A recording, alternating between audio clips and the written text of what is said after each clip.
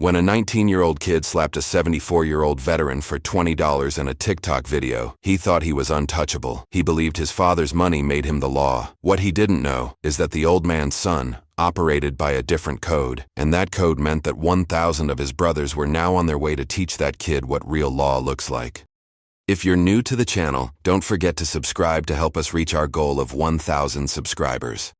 Arthur Jensen, Artie to the few who still spoke his name, was 74 years old. He was a ghost wearing a clean but frayed olive-drab army jacket, haunting the gray sidewalks of Toledo, Ohio. He was a man built of forgotten decency, a Vietnam veteran who survived the jungle only to find himself navigating the quiet, cold indifference of the Rust Belt. His meager military pension and Social Security check kept him housed, but not alive. He walked that tightrope of poverty with a straight spine, a dignity that was almost painful to witness. He was a living monument to a time when honor meant something, and now he was invisible, a relic in a world that had forgotten how to see him. We look at men like Artie, and we see the past. We see our grandfathers. We see quiet strength. Before we dive deeper into Artie's story, I want to know, where are you watching this from? Drop your city and country in the comments right now. Let us see how far this story of quiet courage travels. Artie's story begins not with a bang, but with a silence, the profound, echoing loneliness of a widower who had buried his wife, his comrades, and his illusions. His world was a small, clean apartment that smelled of old books and the faint, lingering scent of his late wife's hand soap. His suffering was not loud. It was not the wailing of sirens or the crash of tragedy. It was the heavy, suffocating blanket of silence. It was the click of the thermostat turning off because he kept the heat at 65 to save a few dollars. It was the ache in his joints on cold Ohio mornings. It was the profound realization that he, a man who had served his country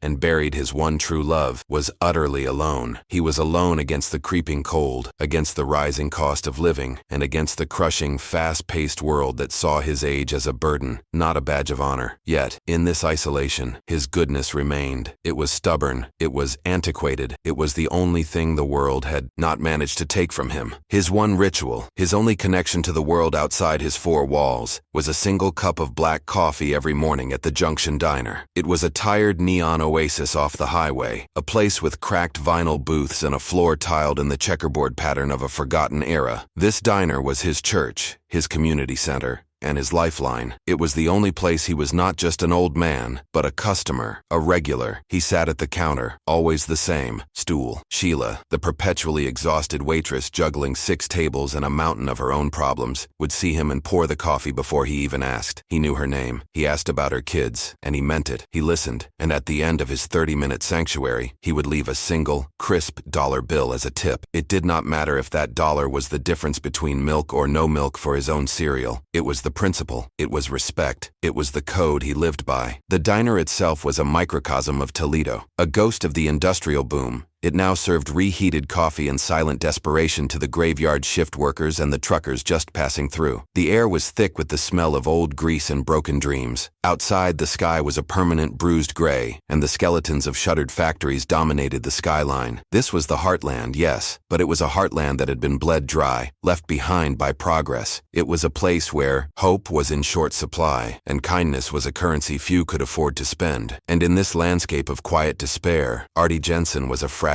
light. He was the man who held the door, the man who said please and thank you, the man who believed in order, respect, and the fundamental goodness of people. He was the last soldier fighting a war everyone else had already surrendered. He was vulnerable. He was decent. And in the modern world, this made him a target. He had no army, no family nearby, and no defense against the storm that was about to break over his head. He was, quite simply, alone. The storm arrived on a Tuesday, carried in on a wave of unearned arrogance and exhaust fumes. It had a name, Braden Walker IV. He was 19 years old. And he was not just rich. He was the physical embodiment of impunity. He was the product of a system that confused wealth with worth and silence with consent. His father, a local real estate magnate, owned half of downtown Toledo, including the very building that housed the Junction Diner. Braden arrived not in a car, but in a statement, a matte black Mercedes G-Wagon, a 6-figure urban assault vehicle that looked laughably out of place in the diner's crumbling parking lot. He entered with 2 friends, clones of his own privilege,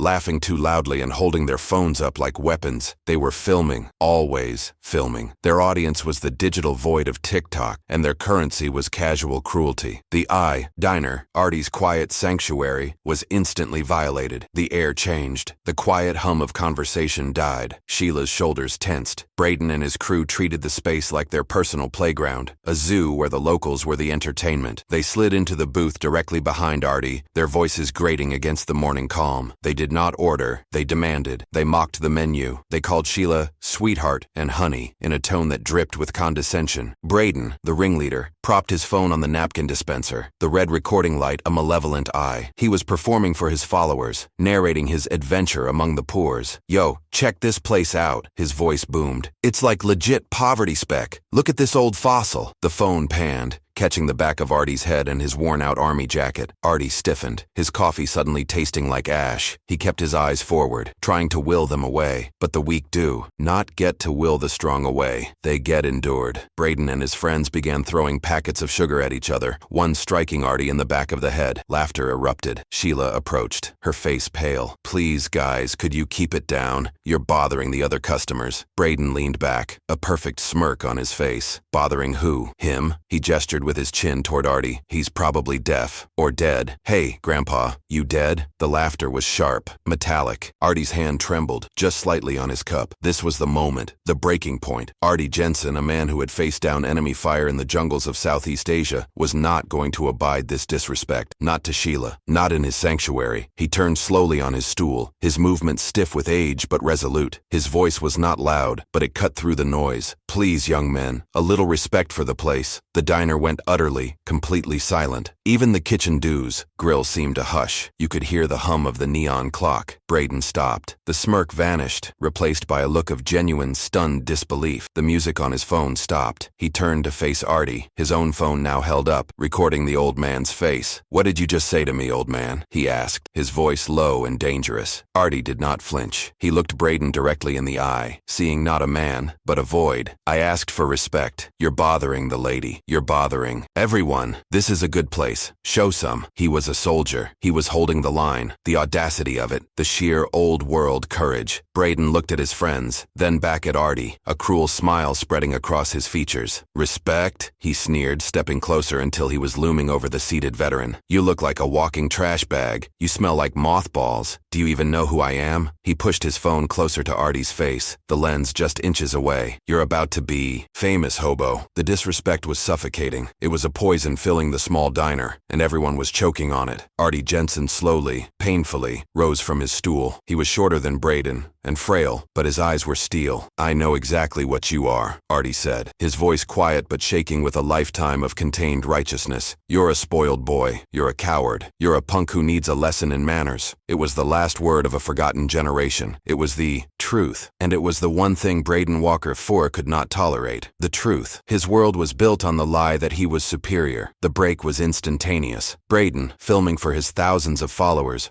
could not be seen being challenged by this nothing. He could not be called a coward. Before Artie could even bring his hands up, Braden moved. It was not a punch. A punch would have been too primal, too real. It was a slap, an open-handed, humiliating slap that cracked across the silent diner with the sharp report of a breaking branch. The sound was obscene. It was the sound of everything wrong with the world. Artie staggered backward. He was not prepared for the impact. He was 74. The force of the blow sent him crashing back against the counter. Coffee mugs rattling. He slid down, landing heavily on the checkerboard floor. He was not knocked out, but he was stunned. The fall had knocked the wind out of him, but worse, it had stolen his dignity. The silence that followed was heavier, more profound than before. It was a vacuum of shock and shame. Sheila's hand flew to her mouth, a small, choked sob escaping. Braden stood over him, breathing hard, the adrenaline of his petty victory coursing through him. His friends were howling with laughter, their phones capturing every second of the old man's humiliation. "That's your lesson, old man," Braden spat. He reached into his wallet, pulled out a crumpled $20 bill, and threw it onto Artie's chest as he lay on the floor. "That's for your medical bills, Grandpa. Don't ever disrespect me again." He was proud. He felt powerful. He had asserted the natural order of his world. The small group of cowards then turned and walked out. They were laughing as they pushed through the diner door, the bell above it jingling mockingly. They piled back into the G-Wagon, the bass of their music starting up again, a dull thud thudding heartbeat of indifference. They peeled out of the parking lot, leaving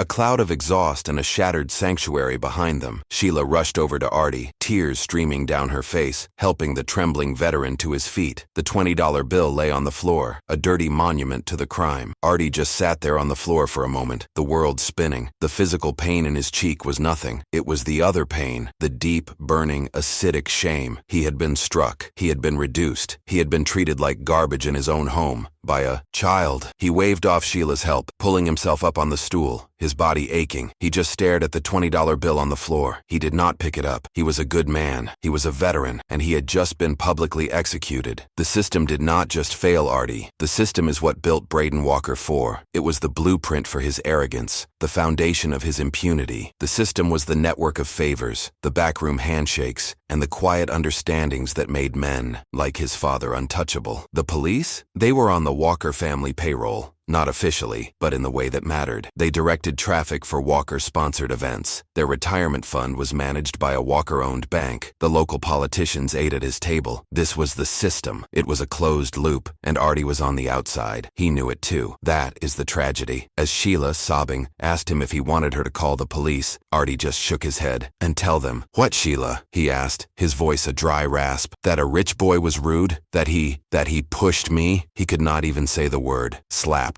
To report it would be a second humiliation. He knew the script. The cops would come. They would sigh. They would take his statement. They would recognize the Walker name, and they would file the report at the bottom of a very deep, dark pile. Nothing would happen. Instead, the injustice metastasized. It went digital. Braden's video, expertly edited, with laughing emojis and a pounding soundtrack, was live before he even left the parking lot. The title, "Crazy Vet Grandpa Tries to Attack Me in a Diner." The angle was perfect. It only showed Artie standing up, his face grim. It did not show the sugar packets or the verbal abuse. It only showed Artie's aggression and Braden's self-defense slap. The comments were a cesspool. "LOL wrecked. Get him, Grandpa. Dude, that old man is crazy." The lie was halfway around the world before the truth could get its boots on. Artie did not go home. He could not. He just sat at the counter, shaking, while Sheila cleaned up the floor. He refused to let her touch the $20 bill. He just stared at it. He was a man who had faced death, but this felt different. This was a death of the soul. He finally slowly walked out of the diner and back to his apartment. He did not go back the next day, or the day after. His one ritual, his only connection, was broken. He sat in his apartment, the shades drawn, the old army jacket folded on his chair. He was a prisoner of shame. The system had failed him, but Sheila had not. Sheila was the gear that did not fit in the machine. She had known Artie for 5 years. She knew his coffee order. She knew the names of his grandchildren, who lived too far away to visit. She also knew Michael. She had gone to high school with him, back before he was Wrench. She remembered him as a quiet, intense kid who loved his dad more than anything in the SARS world. She knew, with the certainty of the sun rising, that Wrench would not see this as a police matter. This was a family matter. She scrubbed the counter of the diner, her hands raw, the anger building in her like a furnace. She thought about Artie, alone in his apartment. She thought about that punk Braden, probably sleeping soundly in a mansion. She looked at the $20 bill, which she had finally picked up and taped to the cash register. A reminder. She worked her double shift, her rage simmering. When she finally clocked out, her feet aching, she did not go home. She drove to the south side of town, to the industrial park where the streetlights were all broken. She pulled up to an unmarked steel warehouse. The sound of generators and muffled music leaked from under the door. This was the clubhouse of the Iron Disciples Motorcycle Club. She was terrified. These were not weekend warriors. These were one-percenters. But her fear for her own safety was eclipsed by her fury at the injustice done to Artie. She parked her rusty sedan and walked to the door, her heart pounding a hole in her chest. A massive bearded man answered the door, looking down at her like she was a bug. "We're closed." "I need to see Michael," she said, her voice shaking but firm. "I need to see Wrench. It's about his father." That was the password. The man's expression did not change, but he stepped aside. The inside of the clubhouse was a wall of sound, smoke, and leather. It was intimidating. But in the back, at a heavy wooden table, sat Michael Wrench Jensen. He was his father's opposite. He was a giant, a mountain of muscle and ink. His head was shaved. His cuts, the leather vest bearing the club's patch, were worn like armor. He was the president. He was feared by cops and criminals alike. Wrench looked up as Sheila approached, his eyes cold. He recognized her. "Sheila, what is this?" He was not unkind, but he was not warm. He was business. Sheila stood before the table. The entire clubhouse watching her. "Michael," she started, and then her voice broke. The anger and the sadness came pouring out. "It's Artie. It's your dad. He.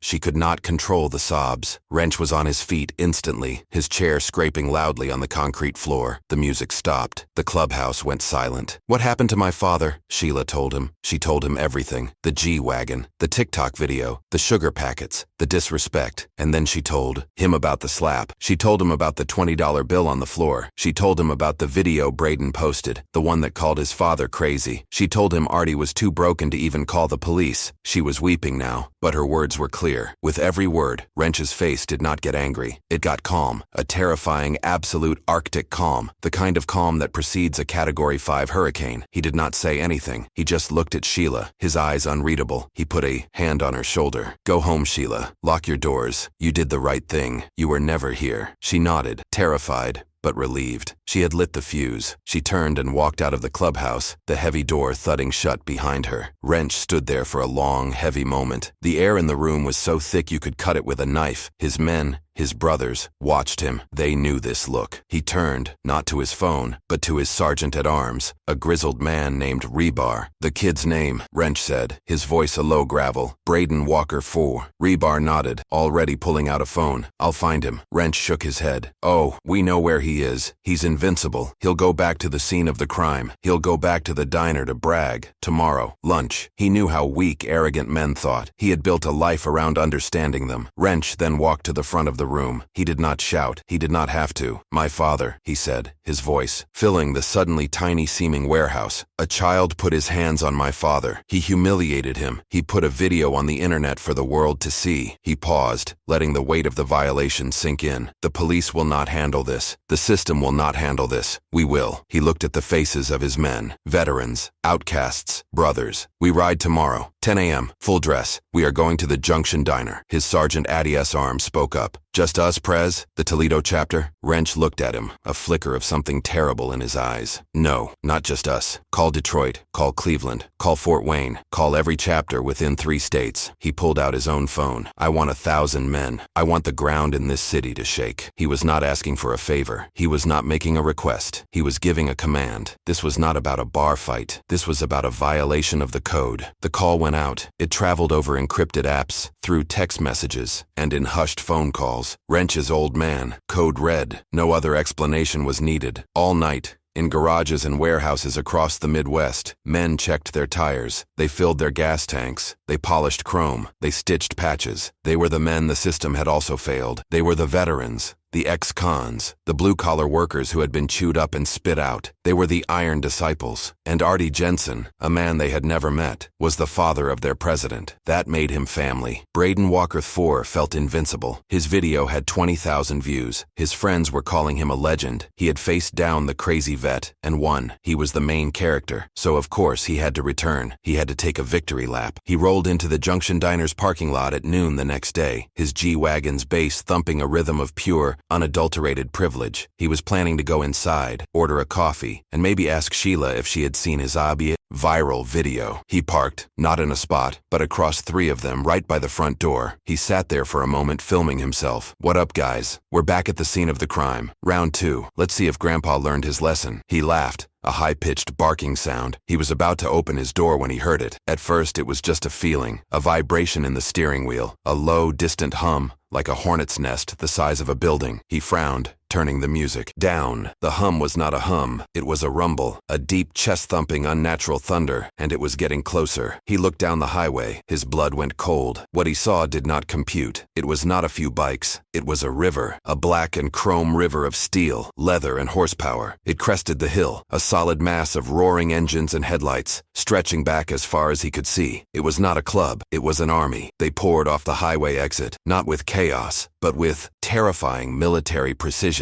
The sound was deafening. It was not just a sound, it was a physical force, shaking the windows of the diner, rattling the G-Wagon on its expensive suspension. 100 bikes, 200, 500. They kept coming. They were not from Toledo. These were men from Detroit, from Cleveland, from Fort Wayne, from Pennsylvania. They wore the same patch, iron disciples. They flooded the parking lot, filling every empty space. They blocked the entrance. They blocked the exit. exit. They formed a perfect, tight, suffocating semicircle around the matte black G-Wagon. Then, as one, the engines cut. The sudden, absolute silence was more terrifying than the noise. The only sound was the clicking of cooling metal. Braden was frozen. He was not breathing. This was not real. This was a movie. His phone was still in his hand, but he had forgotten how to use it. The bikers just sat there, astride their machines, 1,000 helmeted, bearded, and leather-clad judges. They did not move. They just watched. The diner door opened. Sheila and the few customers inside looked out, their faces white with terror. They thought it was the end of the world, and in a way, it was. It was the end of Braden's world. Then, from the center of the phalanx, one bike rolled forward, a massive, black Harley-Davidson, customized and gleaming. The man riding it was a giant. He wore no helmet. His shaved head was covered in tattoos. He swung his leg off the bike and stood. It was Wrench. He did not run. He did not shout. He just walked, his boots crunching on the gravel, each step a hammer blow against the silence. He walked directly to the driver's side window of the G-Wagon. Braden was hyperventilating, his eyes wide. He fumbled for the window button. "Look, man, I don't know who you are." Wrench just stared at him. Braden's shaky fingers found his phone. He tried to dial. "I'm calling my dad. He's..."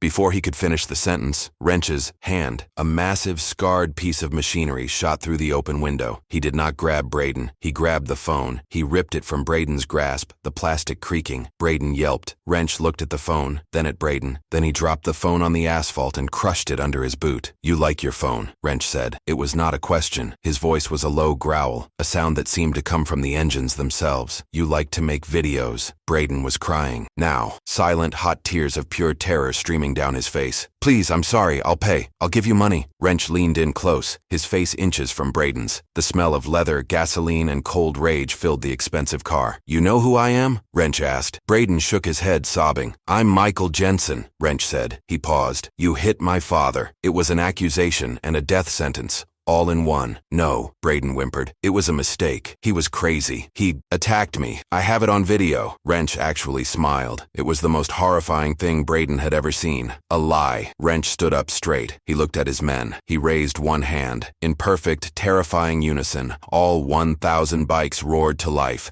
A single apocalyptic explosion of sound. Braden screamed, covering his ears. Wrench let the sound hang in the air for a beat. Then he lowered his hand. Silence. Again. "You are going to learn about respect," Wrench said. "You are going to learn what happens when you touch something that does not belong to you." He reached for the door handle. Braden fumbled with the locks, but it was too late. Wrench's hand closed on the handle, and with one effortless pull, he ripped the entire G-Wagon door off its hinges. The sound of tearing metal was sickening. He tossed the car door aside like it was a piece of cardboard. Braden stared at the gaping hole where his protection used to be. He was exposed. "Get out of the car," Wrench commanded. Braden scrambled out the other side, falling onto the pavement, crab-walking backward. "Please, don't hurt me, he's fine. I gave him $20. The moment the words left his mouth, he knew he had made a mistake. 1,000 men, who had been silent, all growled, a low, animalistic sound that shook Braden to his very core. Wrench's eyes went from cold to hot. "You paid him." "It was for his trouble," Braden shrieked. "For the doctor." Wrench took a step toward him. Braden scrambled to his feet. "My father will hear about this. You'll all be in jail. He owns this city." This was the moment, the apex of the confrontation. The system, the money, the power versus the code. Wrench just looked at him. "Your father owns buildings. My brothers own this road. And right now you are on it." He did not need to threaten. The threat was the reality. The threat was the 1,000-man jury. Wrench pointed, not at Braden, but at the diner. Inside, now, Braden, shaking so violently he could barely walk, stumbled toward the diner door. The bikers parted for him, a silent, menacing sea of leather. He was a mouse walking into a den of lions. He looked back once, his face a mask of abject terror. "My dad, the FBI." Wrench just pointed again, more firmly. Inside, Braden pushed the door open, the little bell above it chiming, a laughably small sound in the face of such overwhelming power. The bikers did not follow, not yet. They sat on their bikes, a silent guard. Wrench followed him in. Sheila was behind the counter, pale but standing tall, and there, sitting at his usual stool, holding a cup of coffee with a trembling hand, was Artie Jensen. Wrench had picked him up from his apartment an hour ago. He had told him, "Dad, we need to go for a ride. Some men want to meet you." Artie had been terrified. Now he just looked old and sad and confused. Braden saw Artie. His brain finally caught up. You're his son?" Wrench grabbed Braden by the collar of his expensive designer hoodie hoodie, lifting him off the ground. He dragged him across the checkerboard floor and slammed him down in front of the old veteran. Braden fell to his knees. "This man," Wrench growled, his hand on the back of Braden's head, "is Arthur Jensen. He is a veteran of the United States. He is a hero. He is my father. If you believe that the honor of a good man is worth more than all the money in the world, smash that like button. Your engagement proves that this kind of loyalty, this kind of justice is what we are all starving for. We are told to turn the other cheek. We are told to trust the system. But sometimes the system is broken. Sometimes you need a flood to wash away the filth." And the flood had arrived. Braden Walker IV was about to be baptized. "You will apologize to him," Wrench commanded. His voice was not a request. It was the setting of a broken bone. Braden, on his knees, looked up at Artie. The old man was not angry. He just looked disappointed. That was somehow worse. I'm, Braden stammered, tears and snot running down his face. "Apologize." Wrench's hand tightened in his hair, forcing his head up. "I'm sorry," Braden shrieked. "I'm sorry. I'm so sorry. It was a mistake. I was stupid." Artie just nodded. Slowly, he said nothing. Wrench was not finished. This was not just about an apology. This was about restoration. This was about balancing the scales. "You humiliated him. You put his name in the dirt. You owe him a debt." Wrench let go of Braden, who collapsed, sobbing on the floor. Wrench turned to Sheila. His entire demeanor softened. "Sheila, how much for my father's coffee? For the rest of his life?" Sheila, stunned, stammered, I don't know. "Michael." Wrench did not wait. He reached into his vest and pulled out a massive roll of cash, held together by a rubber band. He slapped it on the counter. It was thousands of dollars. "That covers his coffee, and his meals, and yours, for the year." But he still was not done. He turned to the door and nodded. One by one the bikers outside filed in. Not all 1,000, but 100. The leaders, the chapter presidents, the sergeants at arms. They filled the small diner, standing shoulder to shoulder, a wall of leather and patches. They did not sit. They stood at attention. They formed a protective barrier around Artie. They were silent. They were respectful. Then, one by one, they walked past the counter. Each man, grizzled and scarred, a man who had seen the worst of the world, reached into his own pocket. They placed money in Sheila's tip jar. Not ones, fives, 20s, hundreds. They filled it. They filled a second one. It was a waterfall of cash, a sign of respect so profound it was almost holy. They were not just paying for coffee. They were paying homage. They were restoring the honor that Braden had tried to steal. Wrench turned back to the sniveling boy on the floor. "Get up." Braden scrambled to his feet. "Now you're going to clean." Braden's face was a mask of confusion. "What?" Wrench pointed to the floor. "The floor. It's dirty. You disrespected this place. Clean it." Sheila, almost laughing through her tears, handed Braden a bucket and a mop. In front of 100 silent bikers, in front of the man he had assaulted, Braden Walker IV, the King of Toledo, got on his hands and knees and mopped the floor of the Junction Diner. It was the most profound humiliation possible. Not a beating, but service. He was forced to do the one thing he had never done: work. He scrubbed the checkerboard tile, his expensive jeans soaking up dirty water, his tears mixing with the floor cleaner. The bikers just watched. Their silence was his prison. When he was done, Wrench inspected the floor. "You missed a spot." Braden went back and cleaned it. When it was finally done, Wrench nodded. "Now, get out, and never come back." Braden ran. He scrambled out the door, past the remaining 900 bikes, to his doorless G-Wagon. He got in and sped away, a streak of matte black cowardice. The diner was quiet. Wrench turned back to his father. Artie had tears in his eyes, but they were not tears of shame. They were tears of pride. Wrench walked over and put his massive arms around his frail father. He hugged him. "I'm sorry they bothered you, Dad." Artie just patted his son's back. "You're a good boy, Michael. You're a good boy." The bikers in the room collectively smiled. They started ordering coffee. They filled every booth. They laughed. The entire atmosphere of the diner was transformed from a place of despair to a fortress of loyalty. The community was forced to reevaluate. The people who had crossed the street to avoid the Iron Disciples now saw them sitting, drinking coffee and treating an old veteran like a king. The threat had revealed itself to be a shield. They had not come to destroy. They had come to protect. They were the immune system of the forgotten, the antibodies for a sickness called apathy. They were the justice that the system could not or would not provide. Artie Jensen was no longer invisible. He was the most protected man in Ohio. Courage is not the absence of fear. It is not always about fighting. Sometimes courage is just being decent in an indecent world. But true strength, true power, is not the money in your bank account or the car you drive. It is the loyalty loyalty you command. It is the number of people who will ride through the night across 3 states just because you need them. Artie's quiet decency had inspired a loyalty in his son that could move mountains. Braden's arrogance only bought him silence. Share this video with someone who needs to remember that heroes exist. They do not always wear capes. They do not always follow the rules. Sometimes they wear leather, and sometimes they are the only family you have.